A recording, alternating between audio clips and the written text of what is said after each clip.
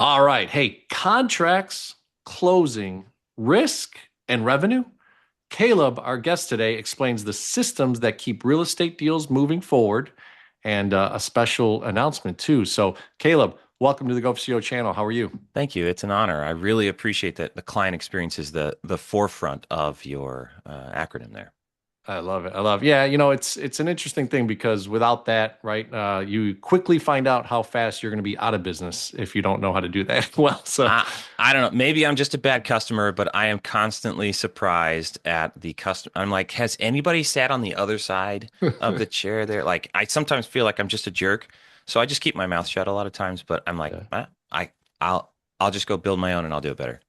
Well, that's one way, right? And I think it's cool that you would give feedback. I mean, I don't know if the Ask Jeeves and Yelps of the world have been like increasingly better for business, but I will say the feedback from a customer, when I had my own business, I would love to hear like, hey, this thing went wrong, so I can Oh kind of yeah. pivot, right, and stuff like that. So I would say, I mean, don't keep quiet, keep on going, man. Share Yeah, the it wisdom. it depends. If I've got access to the owner of the business, I'll reach out for an owner to owner, a manager to manager touch point. Like, hey, I just used you guys. If you'd want feedback, I'm happy to give it. Sure. But if you're not looking for feedback, see you later. And so I That's true too. I like having those conversations because I can learn too. Like, what are the challenges that led to this? Because I'm trying to improve and avoid problems in the future too. So, Of course. No, no. So, but look, we love to start with the journey, understanding kind of the ideation of Creative TC. And then obviously you have a big announcement as well that we'd love to be a part of. And thanks for unveiling it at the GoCO channel here. So, share with us, were you a, corporate America guy? Were you always an hmm. entrepreneur? Where did these feelings and enterprise, enterprise and entrepreneurial things start? It's interesting when you ask a question a different way that something new comes to mind. So yeah, I have been an entrepreneur basically my whole life. I Uh, uh, I cut down trees and cleaned up logs in my parents' backyard in the woods that they had, and I built a paintball course because I wanted to play paintball, and that's expensive for a young teenager. So I did all that and borrowed money from my dad to buy extra guns and equipment, and I invited people over and rented out my equipment so that I could play without having to rely on my parents to take me somewhere, and I could do it at break even. And so basically, I was able to play paintball for 6 or 7 years through my teens at wow. practically zero cost. So I've been an entrepreneur for a long time. Coming out of that, I started working residential construction, so I learned houses. I moved to college for a couple of years, got some gen eds, and then I ended up working at a prison for 5 years. So Hmm. physical security. And I escaped from prison. But when I found IT, I found a boot camp that was like 4 month turnaround. I loved it. Jumped into that, upgraded to cybersecurity as I worked in the industry. And then I became an accidental landlord, a single family home. I couldn't sell it. I refinanced it and put a renter in and bought the house that I wanted. Read Rich Dad Poor Dad, classic. Mhm. Who hasn't had that as part of their journey? But that was the oh wow, gee. So I became a real estate investor, and then when I got in and started seeing and touching all the things, and I discovered creative finance, which is you leave your loan in place, and I'll make your payments for you to dumb it way down. I'll take over your loan payments, but you give me the house. I got into that, and it was fun, and it was very cool. I like helping people. So when creative finance is not what you turn to first. And so it's very interesting to me. And I like that I can help people out of tough situations by taking over their payments and helping them get back on their feet somewhere else. And so as I got into that, I noticed there's a lot of room for people to do each other dirty in those situations because that's a pretty complex relationship.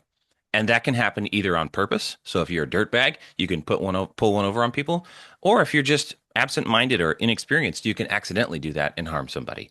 And I thought there's got to be a light. Who's the lighthouse here? Title companies aren't doing it. So people are just out there signing paperwork and taking it to title companies, and they just close. They're just bakers. You give them the recipe, and they bake up what you ordered. And if you didn't order it ethically, they don't bake it ethically. They don't Hmm. close an ethical deal just because you put it under contract. And I'm like, good grief, somebody has to be the lighthouse out here. So I built what wasn't there for me when I was trying to get the guidance. I started Creative TC, which is Creative Transaction Consulting. And we learn this much information, and I train my people this much information so that we can serve your deal, which is only this big on any portion of the spectrum of what's involved in a creative finance deal. Hmm.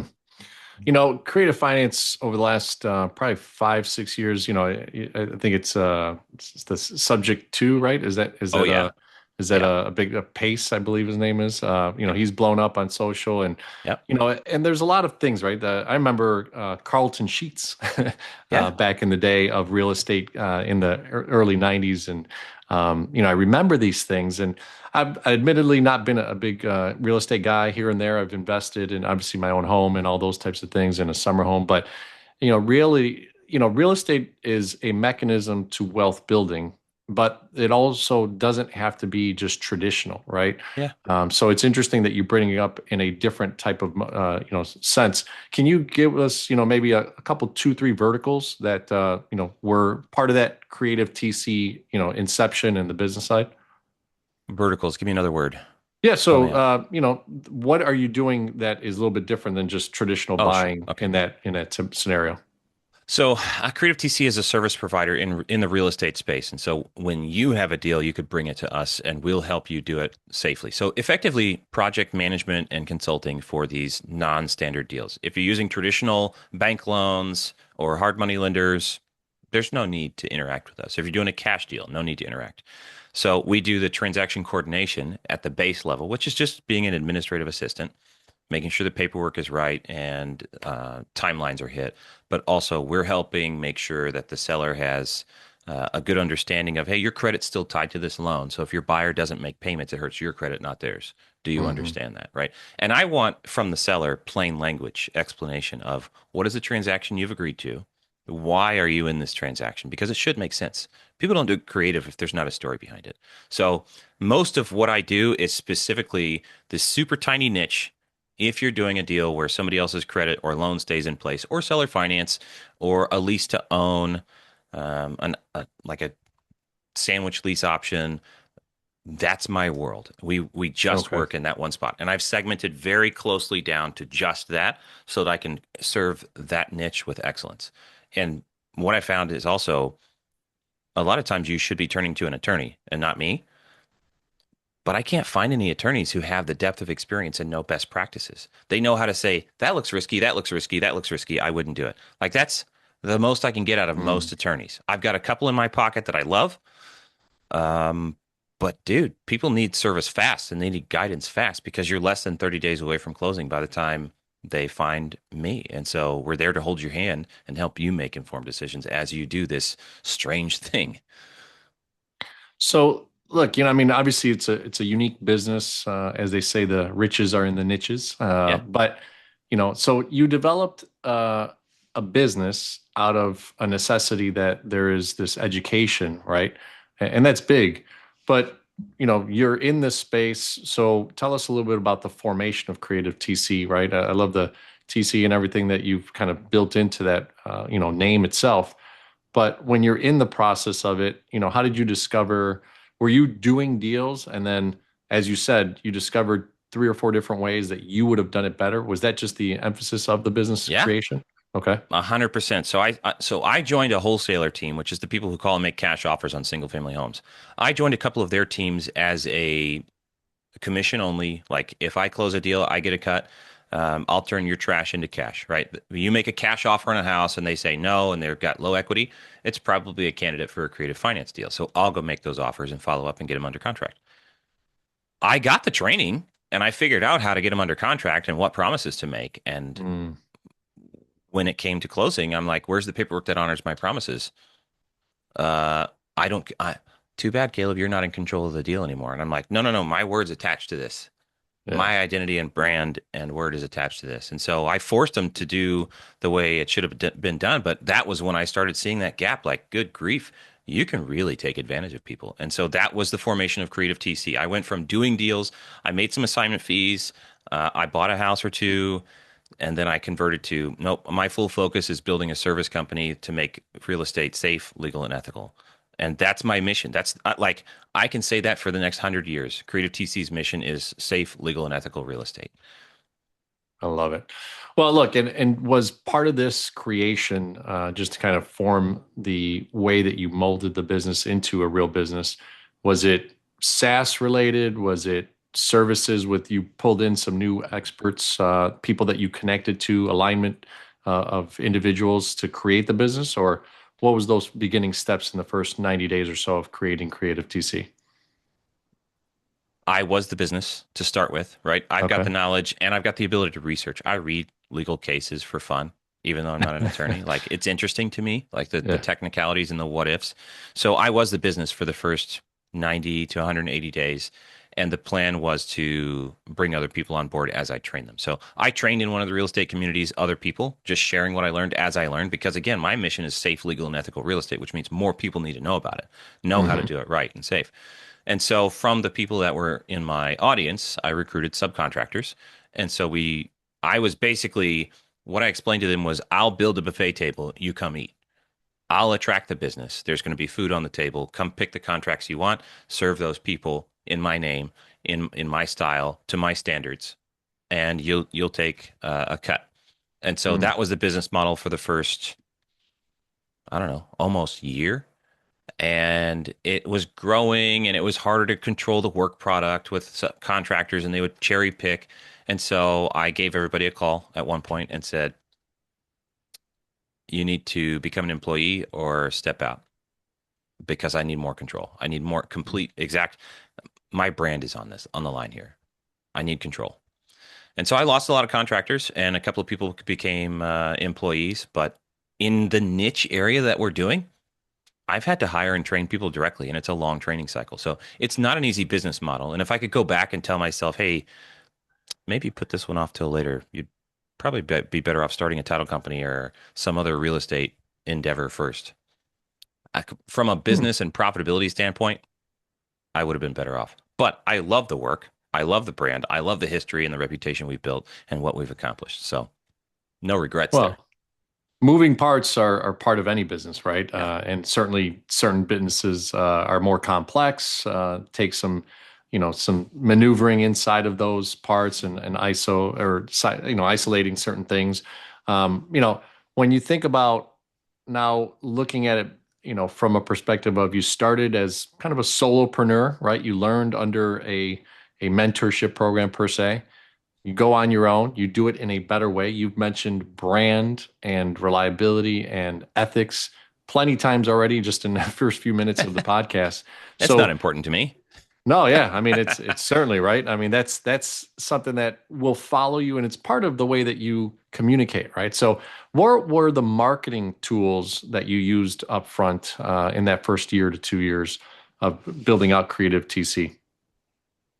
I'm not a good example for other people in this case. I was inside several gated communities, like Okay. mentorships, and I had access and exposure there. And I I learn by teaching, so I find things to learn, and then I share the results with other people. So Mm. people are like, Caleb, you're always giving value. It's weird to say this, but that's what happens is I give and I teach and I train and I establish my authority by just being genuine and sharing and helping other people, which results in people saying, I want to work with that guy. Oh, I have a question, send up the bat signal. Literally, people just tag me. Any hard question comes up in some of these groups and I get a bunch of Facebook notifications. It's just tag Caleb Christopher, and I'll pop in, record a selfie video answering the complex question and drop out. It's like pop in and do a mic drop. And so that's Hmm. how I establish authority. That's not great marketing, but I'm in a really super niche of a business. I don't know how to market otherwise. I don't know how to reach people who are on the cusp of, I mean, a fraction of a percent of the entire real estate transactions across the nation. How do I find that fraction of a percent of people when they're ready to buy without a massive marketing budget to just always be out there all the time? Hmm. I don't know how to find those people right before they become clients. But as I've developed a customer profile, it's mostly people who are in their first through fifth, maybe up to their 10th creative deal, where I provide the most value. And when I can provide maximum value to those people because they need guidance. Every time they do a deal with me, they come out a little more mature and eventually they graduate. And that's Hmm. the business model, right? I didn't understand that until I got in and started doing all the things. I'm okay with that. I'm happy, and I would refuse to provide any less value just so that they would be customers longer. That's not okay. So that's who my customers are, and I have a short life cycle to collect revenue. while we provide really good value. But how do I find? It's constantly hunting for that entry level person in the industry. Well, and you shared something so innovative, right? And really thought provoking. Go4CEO community, if you're listening intently, he talked about CAC, customer acquisition Oh yeah. cost, and being in these organic groups. Now, the groups, did you have some sort of pay model that you had to be a subscribed No, person in it? some of them are free groups, some of them are Okay, paid, but they were paid one time. Like I'm just like anybody else in the groups, and the groups sure. are they're pretty strong with the no promotion. So Mm-hmm. the only way I can promote is to genuinely give value and help people out. 100%. No, and that's where the nugget, the secret is, right? A lot of people on LinkedIn and on Facebook and all these groups, intentionally go in there and start promoting, and they either get kicked out or they're, incognito, right? They're DMing you on the back end and doing stuff like that. But Yeah. I love the way that you did it. And obviously, yes, it does take a longer sales cycle. I will selfishly say, as a commercial banker, I do something called Over the Hump Wednesdays with your commercial banker, John Andrade, on LinkedIn. And it literally is nothing about promoting. It's more about, hey, do you know about accounts receivables? How do you do 90-day aging reports? How do you show a bank that you're lendable? Blah, blah, blah, all these types of things. I And like that. and it's become something that people, jokingly, I'm going to a seminar today, and I know there'll be two or three people like, hey, I saw you on LinkedIn and you shared this video and da da da. So I love that nugget of wisdom. And there has to be patience with it because, Yes, it's a you know, long grind. it's And it's that's like, I yeah, think we could spend some time on that because I mean, we talked right before the show. This podcast for you is one of those things that gets the constant, gradual exposure, which establishes authority. It's hard to trust somebody you haven't seen a bunch of times. yeah. It's hard to trust somebody who Google can't be like, oh, yeah, I know who that person is. They do this, this, and this, and they're well known for ABC, and here's their reviews, right? That it's, guys, take this to heart. The customer experience, I love that whole concept. I'm all about that customer experience, which also means I've earned a 5-star review by the time I'm done serving that person because I know Mm, that I will always provide more value than I charge for. And we charge a lot, but I give a lot more value. And we have ongoing relationships with our customers. We call after closings and say, how was your experience? I jealously want feedback, especially negative sure. feedback, because I can't get any out of anybody. But I want that because if there's anything I can improve, I want to know about it.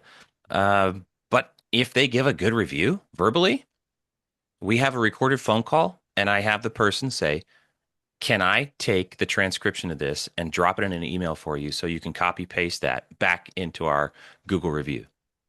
Oh, yeah, Oh, sure. sweet. Like Yeah. I'm leading with value by making it easy. I'm not saying, hey, thanks. I'm glad you had a good experience. Now go write an essay for me. Mm, Don't do that to people. Make it as easy as possible and say, I'll send you the email, the summary. I took notes. I'll send you the email. It's your own words. If you wouldn't mind, just click the link at the top, copy paste that in a 5-star Google review for us. It would mean the world to us. And guess what? I've got 250 5-star essay style reviews. Only 5 stars, almost all essays. Nobody else wow. has that. Wow. What another nugget. I'm just thinking through, I'm like, man, that is genius. You've already put it together. When the book launched in October, a lot of my friends and people that knew me kind of started initially buying the book, and then some of the organic, growth came from that. But it's interesting. I've never thought of it as like when somebody calls me or texts me to take that same text, maybe chat GPT it in a way with their own Yeah. words, send it back to them, and then go, hey, easily go to Amazon. There's a little bit of a nuance with Yeah. Amazon because you have to verify that you bought the book and stuff like that. But interesting. Wow, what a great concept. And ladies and gentlemen, that you're listening to this, you own a business. You're listening to Chris talk, or to Caleb talk about, how to genuinely take a conversation and transpose it into something that they could easily do one, two, three. So Yeah, really, really don't cool give them part. homework. I mean, Yeah, let them do you a favor, right? But make it yeah, as easy a favor as possible. Click, yeah. copy, paste. Thank you. Love you. Love it. Love it. What a gem. So, look, obviously you had some experience. You attached yourself to great groups. You became the value add of a group and distinguished yourself, not just as another guy or gal, putting out information to then try to coerce someone to sell them in some sort of product or service, right? So you differentiated yourself that way. But now as a business owner, you got to think, all right, scalability, understanding leadership, funding, all these types of things. And it sounded like you kind of bootstrapped the first one, this first creative TC, and you got to a point where you started making real money. So what did that look like, for your scalable side? Because offline, you kind of shared with me, you've taken a step back and now have a cool announcement and a new company that you're coming out with, or that maybe you already started. But what did that leadership component to you mean? Because now you were the guy heading the organization.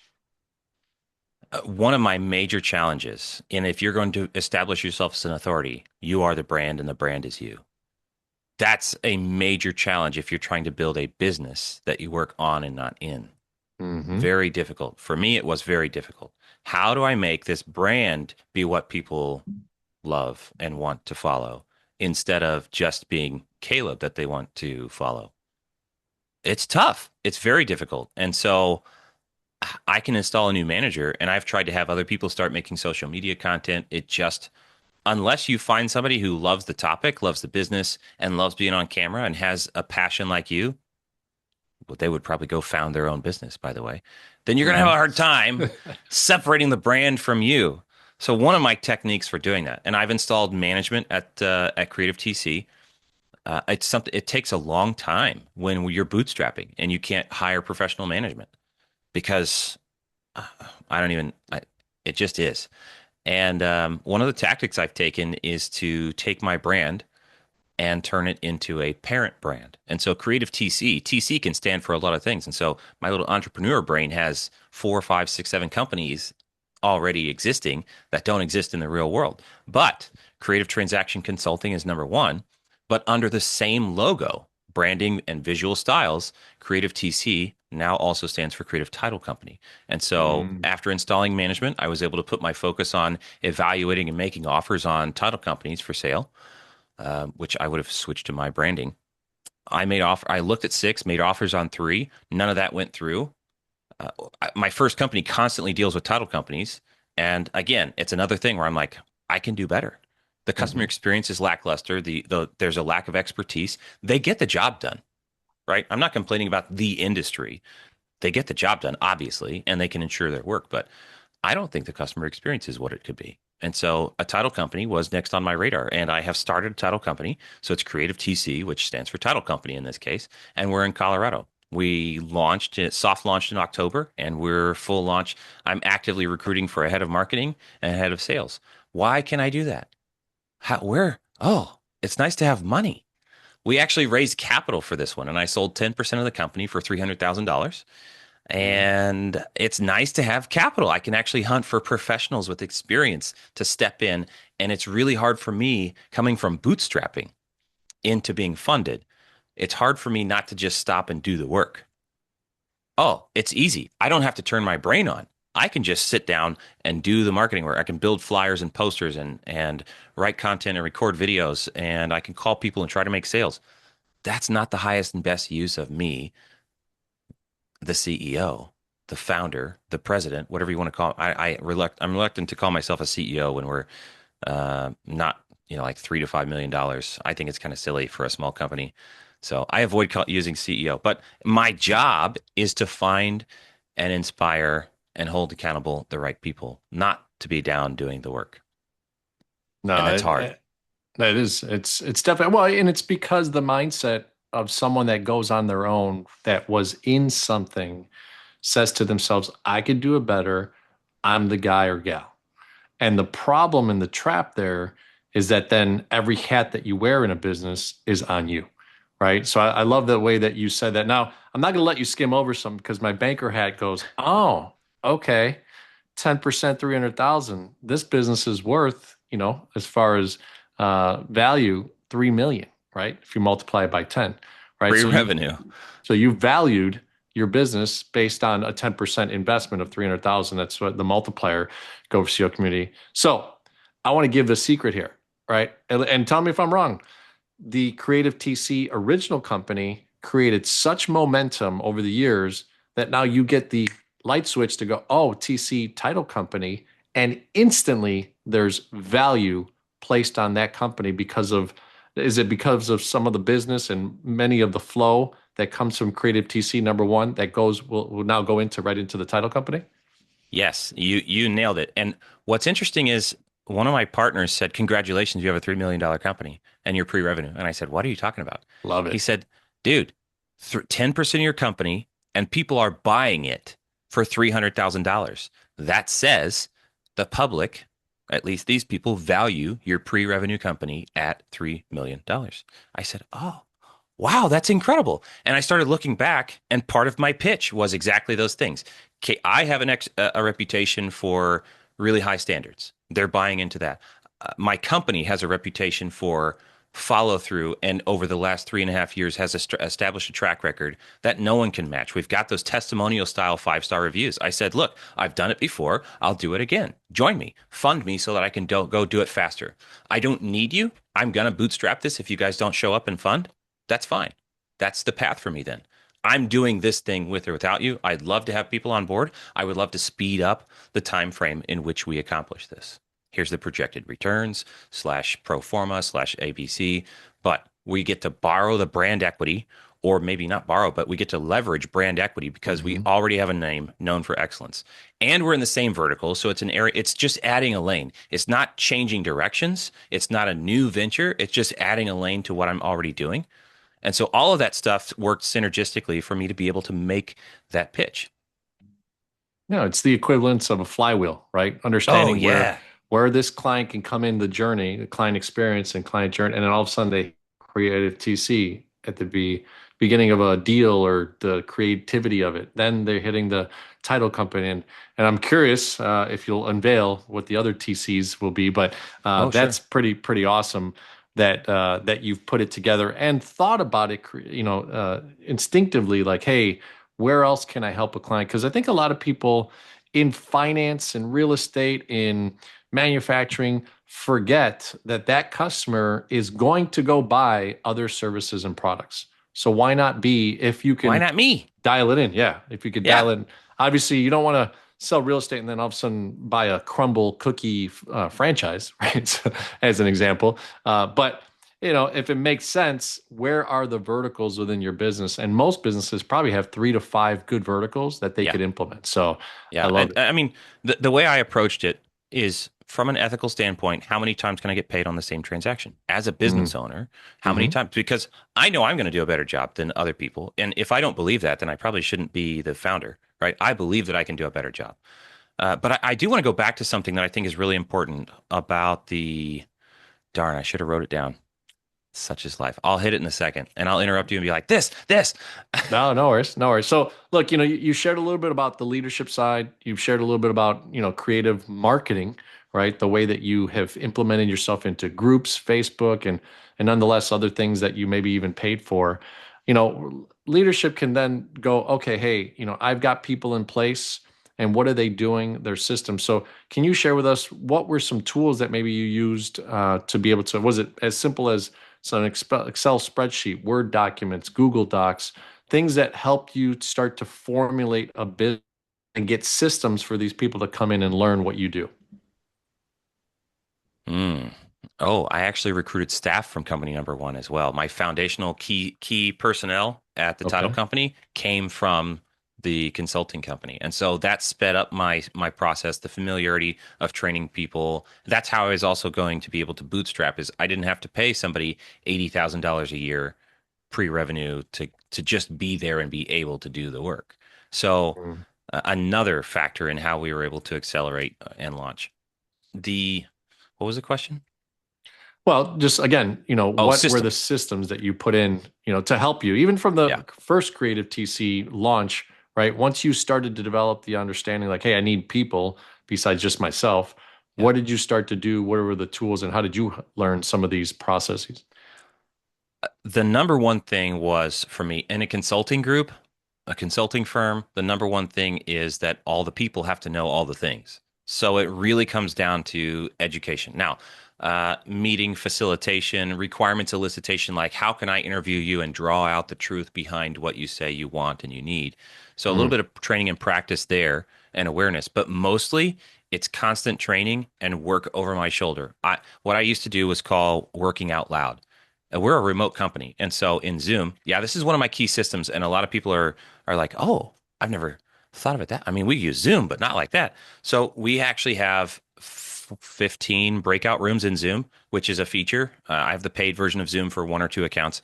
And we host an all day meeting all day, every day. So if you go to zoom.creativetc.io, you'll land in my virtual office and my receptionist will say, oh, hi, welcome to Creative TC. How can I help you? It's like a front lobby. Okay. Mm. From there, all of my employees are co-hosts. And so we can see the list of breakout rooms. We can see who's in, whether their camera's on, whether their mic is on, whether they're talking. And so if I want to go visit Judy and she's in conference room 2, I click join, I show up, and then it's you and me side by side. And I'm like, hey, Judy, got a quick question. Cool. Actively collaborates Mm. day in and day out. Now we also have private offices, which is the same thing as I'm in an office and I shut the door and lock it. Like I'm busy, I'm working. People are generally expected to work in a conference room unless they have to focus. And part of it is recruiting the right people and training them. We're not the police. And if you make us be the police, you're not going to be here very long. You got to Well, know your stuff. You got to be independently capable of getting the work done. So I focused on finding and training people to be outcomes oriented rather than task oriented. I'm going to give you a checklist because that's part of what we do as a process. You need to have this as a guide, but it is just a guideline. When you encounter a creative finance transaction, there's a lot of variables and a lot of them are cascading. And so you need to know all the things. And the checklist, you need to be smart enough. You need to know enough to be able to change the checklist on your own because I don't care what work you've done. If the outcome is not accomplished, that's a failure. The mm. outcome is what matters, not the inputs. So a task list is just a tool. It is not, if you check every single box on this list, that doesn't mean you've succeeded at your job. You have to learn what the customer wants, needs, and is worried about and achieve that outcome. This checklist is one of the ways to help you accomplish that, but you independently have to accomplish that. So this company number one is very difficult. I would not recommend running a consultancy because you have to train and equip people and they independently have to be experts at managing a customer relationship and a project on their own. It's very difficult for me to systematize except to just provide educational resources, document templates, and twice weekly meetings with the team to make sure everybody's on the same page and shares lessons learned. Yeah, I mean, look, there's a reason why the McKinseys and Deloittes and all that stuff have taken decades to build, based on, formats and processes and, bringing in recruits that burn out probably at 80, 90 hours a week type of things. And then, they either go on their own to buy a business or they just fizzle out of the Yeah. consultancy world, right? A lot of I forgot what the actual average life of a consultant is, but in that world, it's a burnout scenario, right? So, I can imagine. so Another it's thing we did yeah. from business system standpoint was I paid. I'm aware of business or like process flow diagrams. I could do one, but I wanted some facilitation, and I wanted the facilitation to come in and meet with my team because a lot of what we do is in the minds of the people, so it's tribal knowledge and it's not documented. And a Mm, sellable company is one that has well documented processes so that you can drop hmm anybody in and they can reasonably expect to succeed. So we did some process diagramming, and we did with the rectangles and the decision diamonds and linking to procedures. But generally, it's a left to right swim lane diagram with receptionist does this. Like, so what is this process? It's the new client inbound visit, unscheduled visit process. All right, receptionist receives the person, greets them, asks a few questions, gathers information, then decides, do I put this to a salesperson or escalate to management or whatever? And that goes to those different lanes. And so, what do you do and what decisions do you make? And I paid a facilitator to, man, we probably paid 10 grand over a few months to hmm have him sit with my team and pull the processes out of the people. Because at that point, the company was mature enough that there were things happening that I hadn't even designed yet. It was just the natural outworking of great people getting the work done. And I'm like, we need to pull all this info out. So we paid to have that facilitation done, got some really good value out of it. I think the highest value is that we learned how to do it for ourselves as well. And so we continue doing that. And at the title company, it's one of my the things that I'm excited about. I nerd out about that sort of stuff though.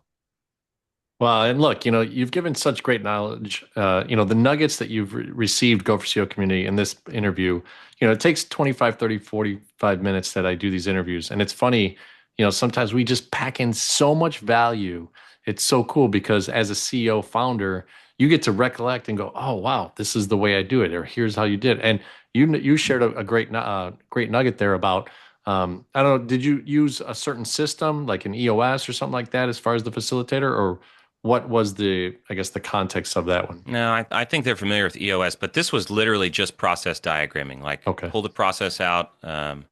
Look, if you just look up swim lane diagram, you'll see a picture of what we're talking about. Okay. And how did you resolve, I guess, did you interview three or four people? What was your way of kind of Yeah, looking at that? I got quotes in interviews and looked at reviews. Reviews are critical. Go get them. Go ask for them. I looked at Yeah. reviews to see who would work out, but I'm pretty upfront about things when I'm negotiating with somebody and saying I want an exit because if I'm dissatisfied, I'll pay you for your time so far, but I'm not locking into a 6 month contract until you've proven yourself. Love it. Love it. Awesome. Well, look, these are all decisions, right? As a CEO, founder, entrepreneur, to really understand it and giving the power to an entrepreneur. A lot of times I talk to entrepreneurs that say, hey, my founder gave me this opportunity and I'm running with it, right? This area of the business I own. And that's what I affectionately call an entrepreneur. So, all right, look, we've talked about different areas of the business. I know the title company is your newest baby. Hmm. What is differentiating the title company? And you're in Kansas City, right? Hmm. All right. And then you started the title company in Colorado. So help us understand that where's the dynamic? Did you see a footprint out there that just kind of made more sense? Obviously, with the pull and the momentum that you had from Creative TC number one. It's a couple of factors. One of the first factors was that it's one of my busiest states from the consulting firm, and I have Mm, enough reputation and ongoing repeat business in the state to pretty close to break even without even advertising because people were asking me to start a title company, mm, which leads into the next reason I did it because the title when we're talking creative finance, not a lot of people understand it. Title companies are in the business of issuing insurance, which means they have to guarantee the results. And so if you're a risk manager and you're like, this is weird, uncommon, my people don't understand it, and I have to insure it, maybe just don't. Nah, I'm not going to do that. So there was a mass exodus of creative friendly title companies in the state. A lot of them, it's like those little underwater little things. When one of them moves, they all like dodge at once. The same thing happened with oh, the title companies. Whatever those school little, of fish. yeah, something like that, or those little worms that are coming out of the tubes or something. They all like, ooh, Ah, ooh, and they okay. all drop at once. That's what Yeah, happened. There was a creative finance scare, and all the title companies were like, oh, oh no, I'm yeah. out. So there's a massive vacuum of creative friendly title companies in the state. And then I looked at Colorado versus other states, and I don't know if you've ever worked for commission sales, but did you know title insurance companies get 85% of your premium at closing? That's a commission if I ever saw one. So Colorado is one of the higher commissions of the states. Some of them are as low as 70%, but they all take a fat cut of your insurance policy when you close, by the way. Um, so that was also attractive. And because it's a relatively high volume and high purchase price state, that means there's more transactions to choose from or to pull. And because the purchase price is high, insurance rate is based on that. So lots of little factors added up to, yeah, this is a great state for us to start with. No, I love the analysis. I mean, first chapter of my book, I talk about assessing, right? And without that analysis, assess, you can kind of intertwine the words. But you took a model that had been successful with Creative TC number one, Creative TC number two with title company, flowed that business through, made something that would automatically worth $3 million. The marketplace told you that by the investment that they made with you as a partner, and now you're off to the races with a community that loves you, wants to do business with you, and is already thinking of you. So, what a great, great story here, ladies and gentlemen, to hear what Caleb has done and the positive sense of kind of the brand and everything that you've been able to put together. So, you know, I remembered the thing. I remembered the go thing. on. Yeah, This yeah. is really important. If you're a founder, if you're a CEO, whatever it is, you have a vision that not everybody else has, clearly. Not everybody else can even get that. The better you get at casting a vision, the better people will work for you. Somebody told me, a mentor told me, Caleb, you can do anything, and that's the problem. What do you Yeah. mean? because you have the vision and you see it more clearly than anyone else ever will. You're generally capable on top of that, which means when it comes to marketing, you're going to be dissatisfied with the work of a marketer because they're not producing what's in your head. Yeah, you can spend 4 hours to produce a marketing flyer that looks exactly like it like locks into my vision and my plan and my values and the color scheme and all this stuff. Good for me. I spent 4 hours on that. I could have hired somebody who spent 1 or 2 hours and they would have produced a 70 or 60 or 70 or 80% alignment result. But I'm going to be dissatisfied with that because it does not, their work output doesn't align with this vision that I can't seem to pull out of my head. If you can't get over that, you will not grow. You have to be okay with not perfectly aligned work. You have to get better at casting your vision, at sharing what's inside of your head so that other people can grasp the same thing. And you have to be okay with giving some of your authority or brand identity to somebody else, or you won't grow. I love it. It makes me think of Go4CEO and even just the iterations of the website I've had. I've had three developers. The first one was very generic, kind of a Wix type model, where very cookie cutter. Second one, a little bit upgraded, and the third one, a gentleman that I actually know, family friend, and it's funny. Even this one, I'm still like you said, I'm like I wanted to say this and do this and da da da, but I'm non-technical at all. So I kind of, give it up. And I will say, even around my house, I'm sitting by a ceiling fan that I remember when I put it up, it wobbled, right? Until my electrician had to come in and put in three or four parts that I left, I guess, in the box, and I didn't know. So I've learned throughout the years that yes, that's 100% so true from a CEO founder that you have to be able to communicate. I know there's a lot of Instagram sponsored ads nowadays about communication and stuff, but it's so key. So, all right. Well, Caleb, look, as we end the interview, we like to talk about CEO, and I know you were very complimentary of C. So I'd love to hear the way that people from the creative TC, right, creative financing side of things, the creative TC title company now, what does that look like from a value proposition?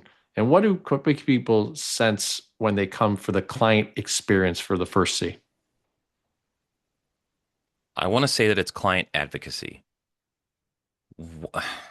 As a title company, that my paradigm shifted a little bit. Creative TC number one, client advocacy is one of the core values. Advocate for the client.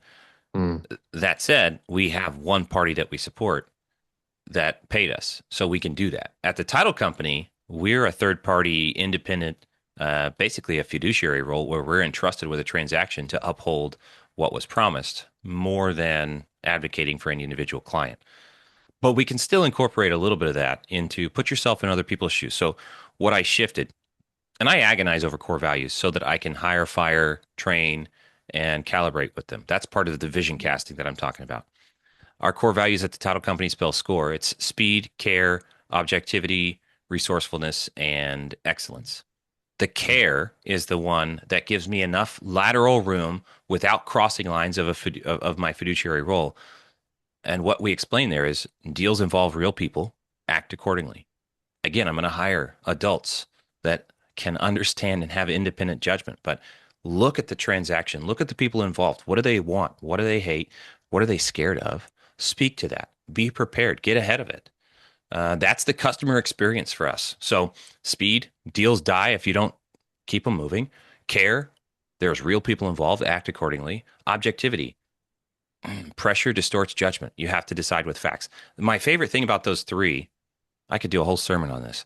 My favorite thing about those three is that they balance one another out because if you have too much speed, you will lack care and you will lack objectivity. If you have too much care, you'll go too slow and you might decide on non-factual data. If you're too mm. objective, you're just a jerk. You can be fast, but you're not going to be caring. And then resourcefulness and excellence, kind of just independent values that go. But did I answer the question? No, I love it. No, I mean, think about, someone hearing just that clip, and we'll clip it up. That's one of the features that we have at the Go for CEO channels. We'll clip that piece and talk about it and put it out there into the internet. And when you hear that, you start to understand, what does that really mean for my client experience? What does that mean for my client advocacy? What does that really mean, as a CEO and founder? What do I expect from my team and the systems that are input, so that when that client comes in and for the first time experiences doing business with Creative TC, you've put an acronym that's dead on to what the way the expectation is. So I love it. So E, engagement. So this one always is a fun one. As a founder, CEO of a company, I'm always curious. How do you like to engage? Are you a dinner person? Do you take your team for retreats? Are you a person that takes the clients out? You do have personal relationships with each and every client. How do you engage is the biggest deal for me to explain. I think I've dropped the ball here. When you ask it that way, um, for employees, I provide steady income, a great place to work, a great place to be from, right? I heard that from Netflix and I was like, oh, I love that. Whether you stay or go, I'm happy to be a part of your journey. So I do genuinely care about my employees. And so my engagement is part of our personnel reviews are PPF, personal, professional, and financial goals. Mm. And people will give me a goal like, I want to get better at ABC. I'm like, that's a professional, not a personal goal. Are you saving for a house or you want to have a kid? Like, help me understand you because I want to serve you as the business owner. So it's the culture that I can build is the thing that I can give. How I engage with my employees is caring about the culture and trying to preserve that and not letting anybody stay who violates our culture. With clients, I love dinner events, etc. Yeah, sure. Okay. Well, look, I love that active side of things, right? Where you just said, it's very important for a lot of founders and CEOs of companies. When you think about, man, did I leave that person in my community, in my ecosystem too long? It could really leave a bad taste, a bad, growth of a cancer per se, right? So the understanding that you've developed throughout the years here to say that out loud that, hey, I can get rid of someone quickly based on understanding that they're not following score, they're not following the fundamentals of what we built, is a big deal. And I think people then want to be around that type of leader because they're like, hey, we're not going to get some rogue person into the creative TC atmosphere, right? So that's There really is awesome. a collective sigh of relief when the wrong person for the company is gone. And sometimes there's even thank yous. That's awesome. That's a reality. And and look, we wish those people the best. They just Yeah, were not a good fit for creative TC. They weren't a fit for Go4CEO. They weren't a fit for whatever client I have as a commercial, right? Like sure. that's the reality. Like you're not putting that human being down. You're putting that puts a person in a better place. I have So a I have a cringy, I think it's 10-minute video of me like crying and bawling okay. after firing somebody. And it's hard to even think back to it, but I had to deliver the message that we had tried to train and equip this person. And there's right person, wrong seat. This was just sorry, you don't have the capacity to do the job to the standards that we have. And it is a disservice for me to put you in front of clients. I cannot hand a client off to you and be happy or comfortable with that my responsibility to the client. And I'm sorry, you can't stay. And the woman pleaded for the job, pleaded for more time. We don't have the funds to hold her on and things like that. And right after I got done, I'm like, this is a CEO moment that I need to Mhm. capture for the sake of anybody else. Firing is hard and it's not fun. And No. I'm literally just, it's cringy, but it's a 5 or 10 minute cry video of like, I have to let this person go and it hurts. Well, look, there's a master class right there, right? I mean, I feel that it's a learned skill, right? It's a habit that you have to get into, and it's if you want to grow, you have to have this component of your leadership quality. So, but no, I appreciate you being open and authentic about that engagement side, and even when you set back a little bit and said, "Oh, I missed the boat on some of this," it's a genuine moment for you, right? Like you're thinking, okay. Here's some other ways that I can improve, which is an awesome quality of yourself. So, all right, last one is operational excellence, right? You've mentioned a couple of the tools that you use, from the bootstrapping days to now investment.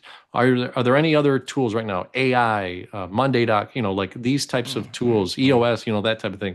What are some things that you're using that have really made you operationally excellent? Again, because my business models are so dependent upon the people, They're less dependent upon process. Process is a guide for the people, but the people have to be experts in order to deliver the value and the customer experience that we've promised.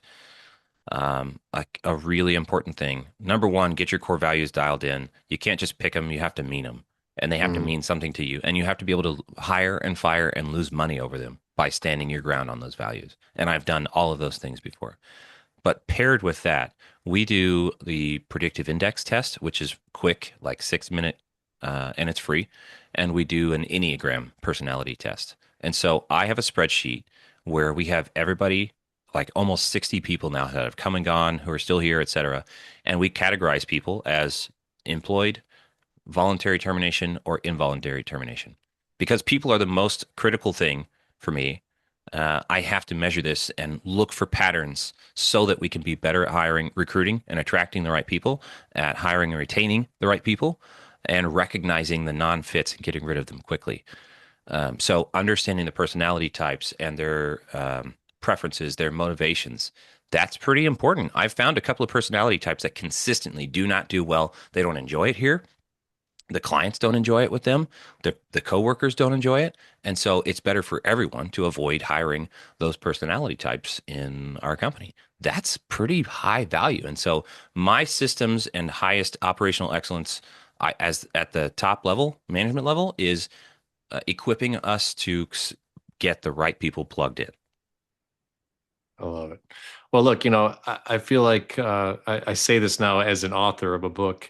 That is a book, that last part right there. I think there's such a demand for understanding what it takes to really evaluate, have a couple systems in place, and then repeat and rinse, repeat that process, because a lot of people get stuck, right? I run into companies that are doing 15, 30, 40, $100 million companies.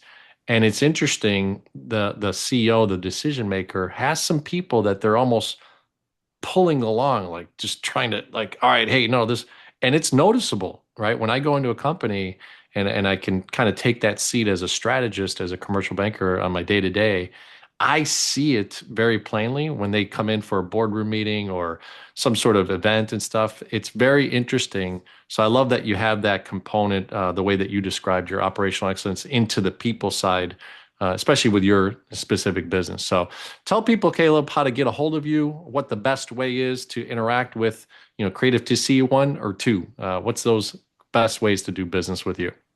So I personally put out a monthly newsletter with my real financials because I own rental properties and a couple of businesses, and I'll post profits and losses, real numbers, no BS. Because I'll go anti-guru on this. They're all positivity, no reality. Yeah, you can take action to get started, but you don't really get support after. So calebchristopher.io, I have a newsletter where I share my lessons learned as a business owner. That's the first piece, and then has links to all my other companies. creativetc.io, you might start seeing a theme, and creativetitle.io. You can visit those too. If you're doing a creative finance deal, residential usually, you can have a free 15-minute consult. Remember my mission: safe, legal, and ethical. Part of that is I'll be a lighthouse. I'll offer free 15-minute consults to anybody that wants to walk in the door if you have a creative finance deal. So creativetc.io is where you can find that. I love is I'm thinking to myself, I'm like, wow, I feel like this interview left me eating and filled, but also wanting more, right? So, like, that is like the perfect podcast. I'm super excited.